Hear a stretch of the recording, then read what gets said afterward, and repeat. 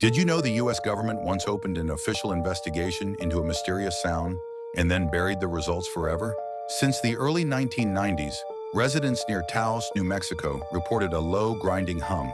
It caused nausea, sleeplessness, and psychological breakdown. Recording equipment picked up nothing. Only 2% of people could even hear it. In 1997, Congress confirmed the phenomenon was real. They confirmed it was happening near a classified federal installation. Then they closed the file and never spoke of it again. Some sounds are meant to stay secret.